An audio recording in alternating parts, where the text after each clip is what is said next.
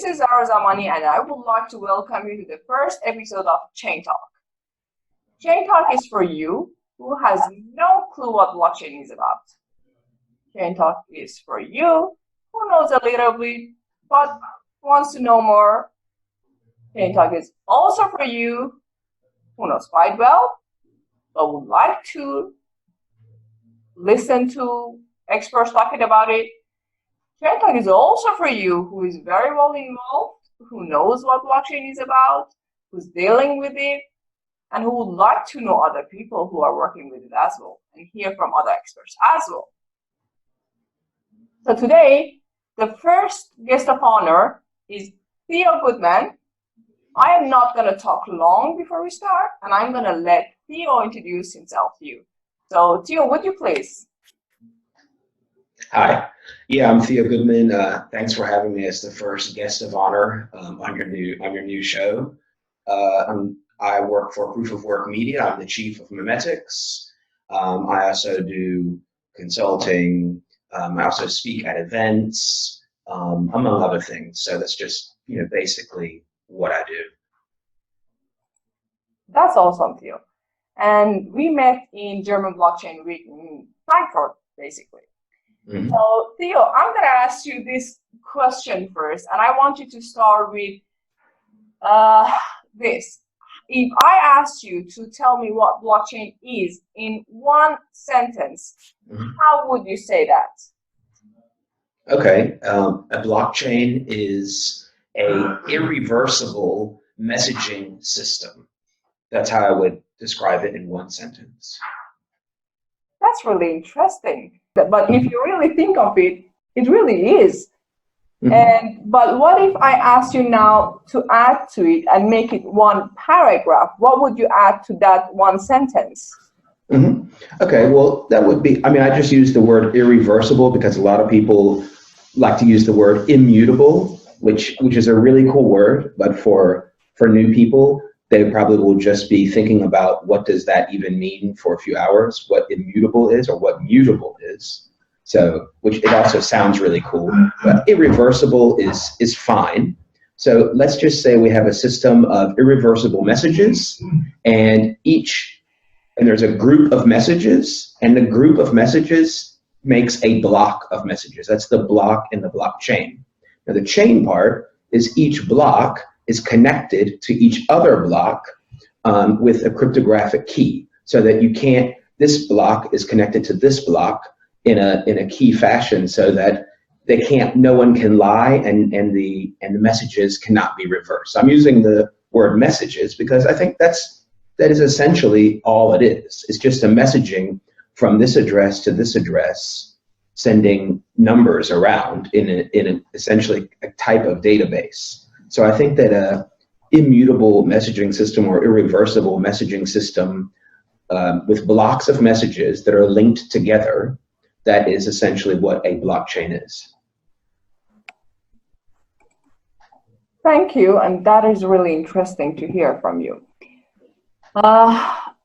When people hear about this, they always want to know, okay, then where can we use it or how can we use it? So before we really get there, I want you to let us know how are you involved with blockchain and what do you actually do with it? Mm-hmm. Oh, that's a good question. Well, right now, the main thing I do at Proof of Work is we help companies communicate their message. So we help them tell their story. Because, just like you had me on, you asked me, well, what is blockchain? That's a, pretty simple message for me, but a lot of people have, grand ideas and big projects they're doing, but they have trouble communicating, what the real use of their project is. Or maybe sometimes they come to me or us and they have a lot of crazy ideas. We just have to say, well, you know what? Most of that is a real bad idea. Just do this thing. That part's cool. The other part is it's not really useful maybe. So maybe you should just concentrate on this. So this kind of advice.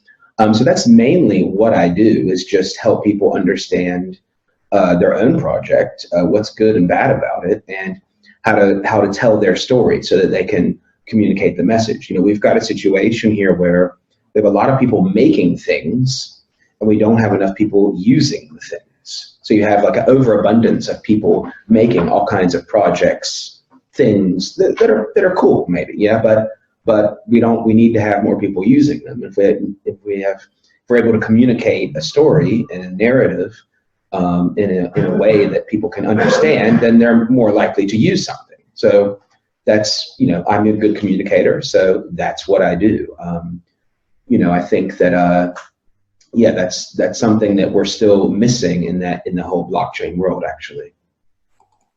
That's awesome. So if anyone in the audience is going to start or is thinking of starting a blockchain project, they can reach you then. Of course you can reach me. That's really great. So we all know that now. But I want to ask you this question that I basically get asked every day when I talk to people about blockchain. And a lot of people believe that blockchain is rather a buzzword. And I want to hear from you. Do you think this is a buzzword, or it can really be a game changer? It's both. It's definitely both. I mean, the rabbit's out of the hat, the cat's out of the box. It's here to stay. It is a game changer. And of course, it's used as a buzzword too. So I think in that sense, it's a game changer so much that, all of what you do see is companies, have like some kind of blockchain project or whatever. Let's just say a bank, for example. Yeah. And I don't even know sometimes if they know what they're doing, but it doesn't matter to them. It just matters that they have a blockchain project. And maybe just someone said, hey, do something blockchain because the other company has blockchain too. And they don't know if it's even going to be useful for them, but they just have something. So they don't want to miss out on this hype. So in that sense, it's definitely a buzzword. It's also a buzzword used for bad things, people doing scams and so on. But that happens in nearly all industries, and especially in technology industries where things are new and people don't totally understand them. And as far as that is concerned, what's very interesting though is scammers follow value. So scammers are very good at identifying where value is being created. Okay. And hype is not exactly a scam, but can be part of it, right? So, scammers don't go to places where there's no value being created because they have to have value to get the money or steal the value essentially, right? So, in a weird way, it's a good sign that there's a lot of overhype and like shady things sometimes going on, because that doesn't happen in industries where there's no value being created. So that's a different way to look at it. It doesn't mean that it's good that these overhype and scams exist, but it just means, hey, there's real value being created here. They've identified that. So and it's definitely a game changer because it's a totally different way of looking at things as far as dealing with, not only a database, but it's just a different way of looking at how to build these things and how to have not depend on third-party trust. That's really interesting because that was exactly what I was going to ask you. So if it is really sometimes a buzzword, does it mean that there is definitely potential that people are using it as buzz, to attract attention? But so that's how you actually look at it as well. But as you also mentioned, I was wondering, and basically this is something I have seen myself, but I want to know how you think of it as well. Do you think some companies are basically using blockchain just for the sake of using it and trying to solve a simple problem with a very complex and costly solution? Yeah, that's what I think too. But I've also, when I keep asking people about that on some concrete examples, sometimes I discover that their legacy system, the system they're using, is horrible, and it's really outdated and old. So even using a overcomplicated blockchain something that makes not a lot of sense is probably better than their really old system that's completely broken, very old. All of the gatekeepers in that industry and that company have tried so hard to hold on to that system, and now they're gonna replace it with something. And I think that is basically what we're seeing. So yes, some of the time they're building something, they were sold something overcomplicated that's not needed, that just has blockchain as a buzzword. And sometimes it looks like it's complete bullshit, but as a matter of fact, their legacy system is so horrible, even that is an improvement.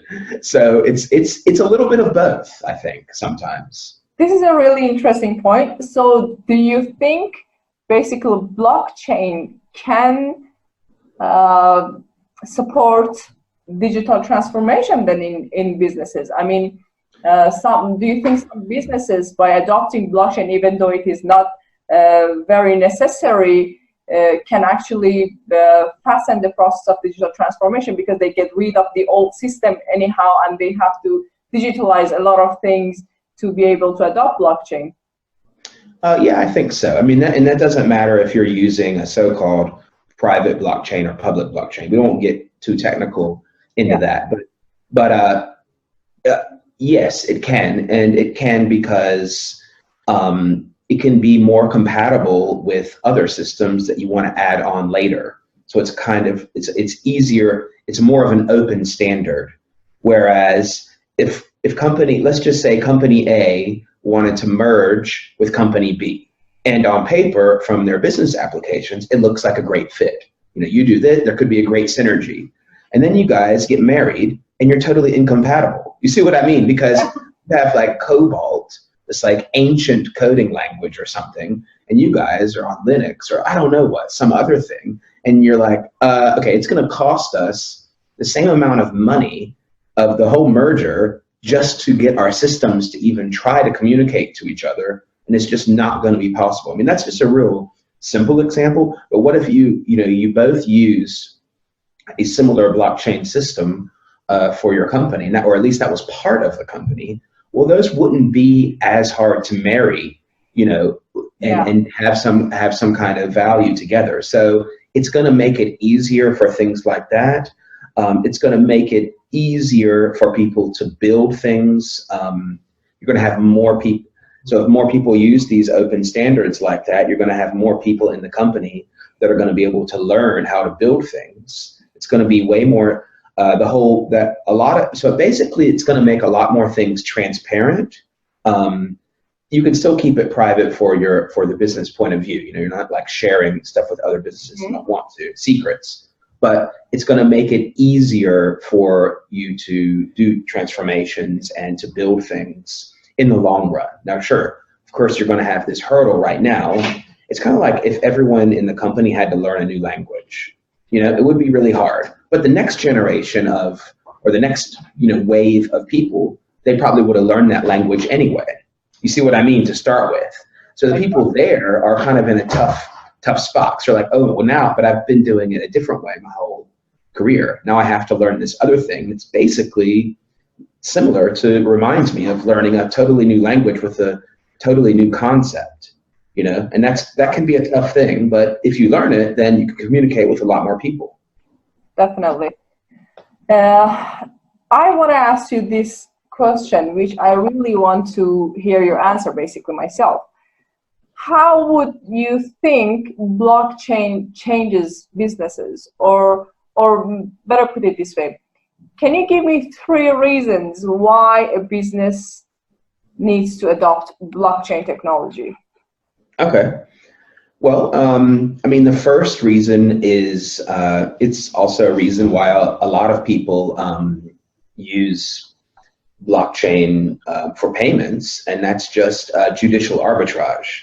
So judicial arbitrage is a real fancy name for getting around laws in the most efficient way possible. That's the reason why a lot of companies have an office in Ireland and they want to pay taxes there, for example. So it sounds like something illegal or whatever, but it's not. Judicial arbitrage is something that all companies use if they have any kind of brain.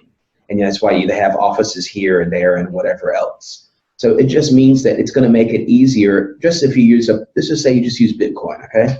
It's going to be easier for you to send payments from A to B with a lot less friction than using the banking system. And it's going to work 24/7, 365 days a year. Of course, there's other risks involved as far as like the price volatility and so on and so forth. But if you're a company, it could benefit you if you want to not always be, subject to the use of the banks, or if you're afraid that bank might, for whatever reason, might censor your transaction. Well, I mean, that's the basic first use case of all the blockchain stuff, is to be able to, it's called freedom of transaction. So you can transact in a censorship-free way. So it could maybe your country does not like you to have payments from here or there, or it's hard for you to have bank accounts in this country, or whatever, and so forth. So that's the first thing. The second reason would be to be more transparent in general. Okay, it could be more transparent inside your company for all of all actions, whether it's development, transactions. It could be in any kind of agreements, any kind of messaging system.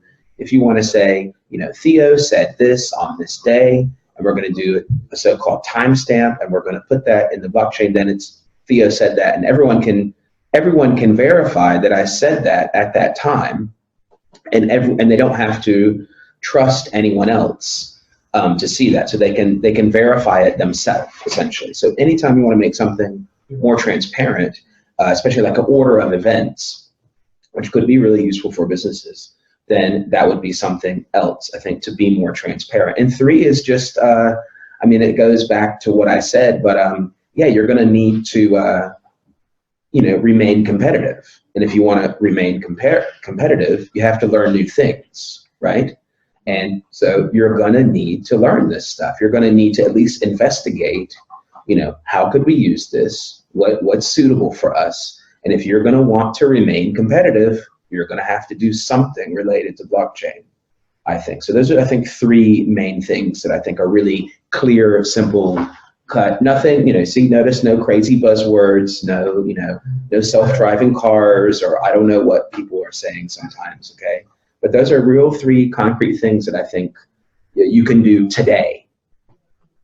That's really great. So basically, it's not rocket science. If I want to summarize what you just said, would be probably efficiency, transparency, and trust, and competitive advantages. These are the reasons that why a business needs to adopt blockchain. Yeah, that can be also really scary for companies, or at least some of the workers in the companies, because not everyone wants that. They're used to having their own. Really, that's just exactly how it is. They're used to having their own comfort level. They don't have to be totally transparent, or as transparent as it would be, right? Why should they give up that power? So you have in companies a lot of gatekeepers. Gatekeeper, I'm just saying, is someone with power that doesn't want to give it up. And why should they? I mean, it'd be like, why would you want to do that? But in the end, they're going to have to embrace it eventually, and better, change your ways and be more transparent, and than try to hold on to the old ways, because you're not going to be able to remain competitive in the long run, I think. Exactly. That's exactly the great point. And Theo, we often talk, and then you're all around the world. You're talking about blockchain everywhere. You're basically everywhere. So that's why I thought it would be really interesting to hear this from you, that if you want to compare the status of advancement in blockchain between Europe, Asia, America, and Africa, and tell us briefly where this technology advancement is standing right now in these continents, what would you say? Okay, well, I can. We can start with Asia first. So, for example, my friend runs a company called Bitcoin Vietnam, and they have an exchange there. And just in general in Asia, you have a different situation and different mindset. Now, I'm going to include, using Bitcoin or whatever kind of public blockchains as also blockchain, because there, you have capital flight. So you have situations where the governments are saying, no, you can't invest in this, or no, you have to pay a lot of taxes, or we want to restrict the capital flow out of the country. We're afraid of people. So in China, for example, they're afraid of people taking value out of China. Okay, so they want to restrict the outflow of capital. Well, Bitcoin or crypto, blockchain, that it's kind of hard to stop it. I mean, you can say it's illegal, but you're not going to be able to censor those transactions that are going out of the country. So that is a concrete use case. Now, of course, we can't track, because technically that's an illegal activity. So you can't track how much real outflow is going on. But it seems to be that is one real concrete thing that's going on. In Vietnam, I don't think that is quite the issue that they're afraid of, but people do use it because maybe they're afraid of inflation. Maybe they're just like, people like to, in Asia, gold has always been real important. People understand the value of gold. They like to buy a little bit of it. So I think there's also a little bit of the attitude in parts of Asia too. Also using it for remittance. Mm-hmm. So to send value from Europe, for example, back home to Vietnam. It is actually used like that. Now, it is hard to be competitive. People will say, I think it was a big hype years ago. Bitcoin's going to be used for remittance. It's going to destroy Western Union. Well, it's not so simple as that, because people have already figured out real efficient ways to use things like Western Union. Like they do things like they group a bunch of transactions together in their own trusted group. And they have another trusted group in that country. So they've already figured out how to make that more efficient. But still, it's competitive. It's getting more competitive to use services that are based on crypto, and that's definitely used. So I would say those are definitely uses in Asia that are going on, capital flight and remittance.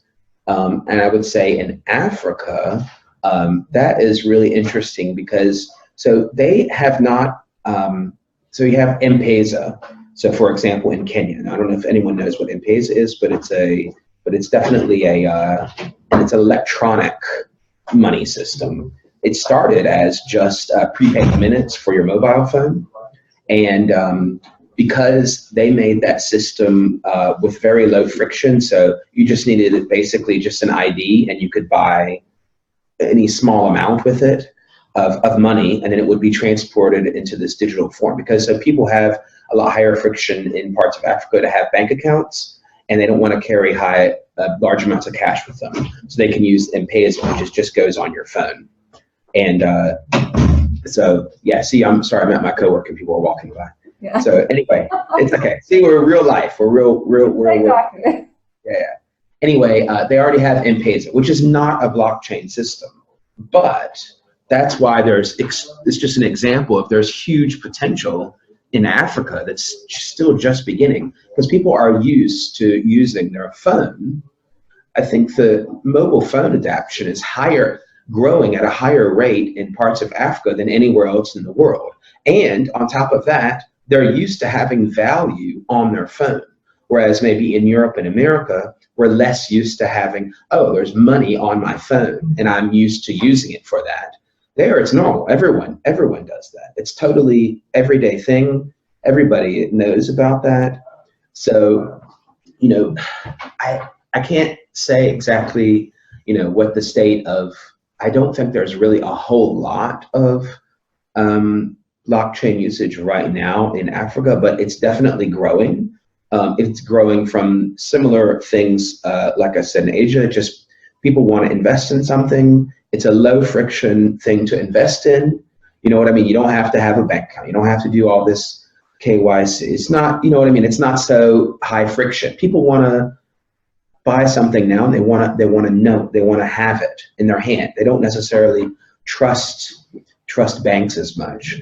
So that's something that they can use for that. As far as in Europe, so that's where you see a lot of the hype words, people doing private blockchains, companies trying to do all these projects and all this kind of stuff. So there's definitely a lot more of that in Europe.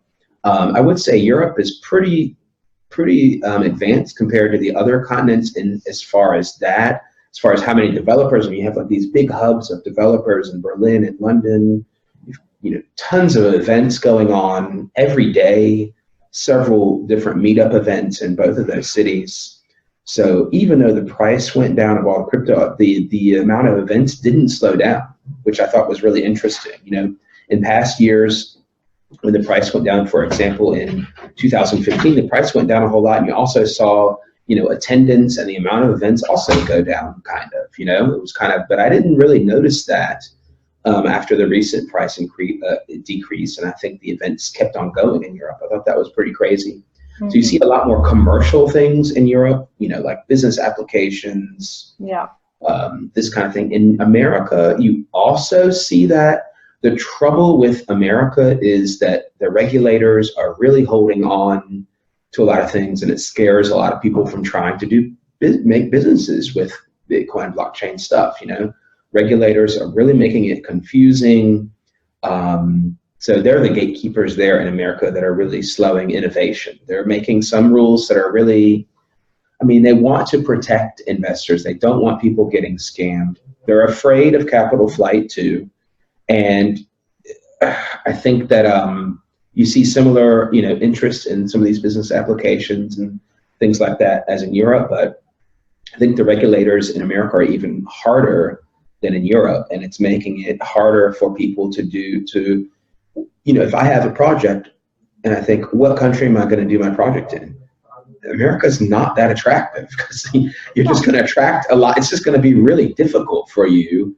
That's regardless, really interesting, because I always thought Europe is more, restriction in regulation than America is worse. Wow. I think America is worse. Yeah. Yeah. Okay. Well, at least that. Not that I'm happy about it, because I would definitely want to feel for Americans, but that makes me feel less worse about doing this in Europe. But so where do you see this going in future? I see it going. I think I see it going as the fundamental uses, like what I said, just so, Bitcoin or other crypto coins or whatever, they're bearer assets. So a bearer asset means if you hold it, you own it. So whoever holds it owns it. And there's no permission needed to send it anywhere. Now, what's interesting is that's something that people now are not that used to. But a long time ago, back in the old days, that's how assets were. You know what I mean? Now people are used to say, I lost it. I'm going to call the helpline. I'm going to get it back, right? No matter what asset, if your PayPal account, your bank account, whatever. But so people are slowly going to be tuned in to this kind of asset class, I think. Now, I don't want to be a doomsday sayer or whatever, but you have really weird things going on in Europe and in other parts of the rest of the world. For example, you have negative interest rates, okay? So you don't have to be an economic scientist to figure out something is weird, okay? Because already, if you have to explain to, really, I don't know, it's funny, but just check, even explaining interest rates to someone can be difficult because a lot of people don't even understand that. But just try to tell them negative interest rate. Yeah, now tell them negative interest rates. Now try to explain that. And then try to explain why the central banks think that's a good idea right now. So I will sum it up basically. What's going to happen is, and what's already happening, you're going to get punished for saving money in your bank account. It seems illogical, right? So that's what's going on. You're going to get, it's already happening now because the money you save is not, you're not going to get enough interest compared to inflation. So if you hold money in your bank account or just hold it under your bed, it doesn't matter because you're going to earn the same amount of interest under your bed as in the bank account right now, which is crazy, you're going to lose value. Whereas people are going to slowly notice this. And that's why something like Bitcoin is more attractive because it's a deflationary currency and the rules are set in stone. Whereas the rules for the money supply of something like euro, well, the European Central Bank sets those rules, where of course they want to make the European, the Eurozone stable, but the Eurozone is so stable they have to do experiments with negative interest rates. It's a little weird, okay? But little by, I don't know if there will be, on the other hand, the European Central Bank, has been really good at stabilizing the euro. There was a huge crisis with some companies in huge debt, and they stabilized it. But they had to pull out the big guns and use negative interest rates to stabilize the economy. And it's gonna, little by little, people are gonna be, but my grandmother said I should just save money, and that's how you know what I mean? That's like a value. You save a little bit of money and you just put some in your account every month and you save it. That's something you should do. You're gonna lose money doing that now, and that's amazing.